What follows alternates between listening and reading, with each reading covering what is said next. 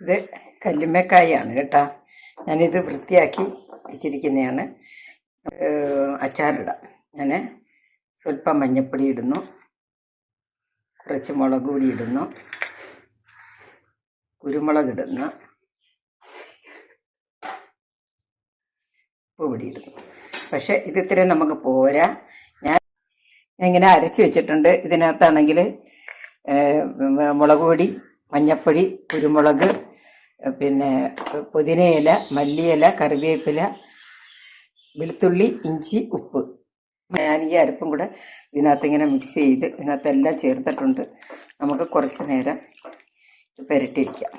കല്ലുമ്മക്കായ നല്ലതുപോലെ മസാല പുരട്ടി വെച്ചിരിക്കുന്ന കല്ലുമ്മക്കായ ഒരു അരമണിക്കൂർ നമുക്ക് മാറ്റി വയ്ക്കണം. അതിനുശേഷം ഒരു ഫ്രൈ പാൻ എടുത്ത് അതിൽ എണ്ണ ഒഴിച്ച് അതിലേക്ക് വെച്ച് നമുക്ക് കല്ലുമ്മക്കായ വറുത്തെടുക്കാം.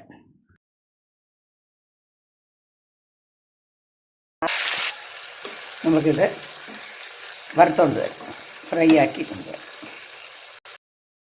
നമ്മുടെ കക്ക ഇവിടെ മുരിഞ്ഞു വന്നിട്ടുണ്ട് കേട്ടോ. നമുക്കതൊരു പാത്രത്തിലിട്ട് കോരി മാറ്റാം. ഒരു വാരി വെച്ചിട്ടുണ്ട് കേട്ടോ. ആ പാത്രത്തിൽ തന്നെ നമുക്ക് കുറച്ച് നല്ലെണ്ണ ഒഴിച്ച് കൊടുക്കാം. ഇതിലേക്ക് നമുക്ക് കുറച്ച് കടുക് ഇട്ട് കൊടുക്കാം കേട്ടോ.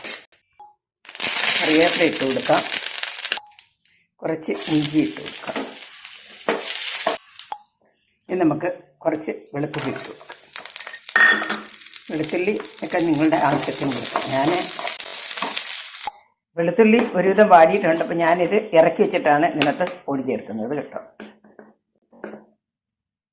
മഞ്ഞൾപ്പൊടിയും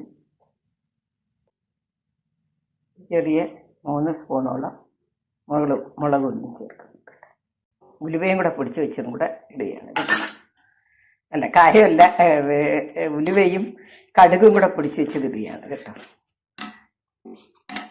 നമ്മൾ മസാല എല്ലാം നല്ലതുപോലെ മൂത്തിട്ടുണ്ട്. മൂത്തതിന് ശേഷം നമുക്ക് നല്ല പച്ചമണമെല്ലാം മാറിയതിന് ശേഷം അതിനകത്ത് നമുക്ക് കുറച്ച് വിനിഗർ ഒഴിച്ച് കൊടുക്കാം, വിനാഗിരിച്ച് കൊടുക്കാം.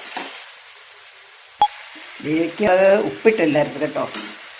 നമുക്ക് ഉപ്പും കൂടെ ചേർത്ത് വറുത്ത് വെച്ച കല്ലുമ്മക്കായി ഇട്ട് കൊടുക്കാം. ഇളക്കി നല്ലതുപോലെ നമുക്ക് യോജിപ്പിച്ചെടുക്കാം. നമ്മൾ അല്പം ശർക്കര ഉരുക്കിയതും കൂടെ ചേർക്കുകയാണ്. നമ്മളുടെ അച്ചാർ ഇവിടെ റെഡി ആയിട്ടുണ്ട്. Thank you.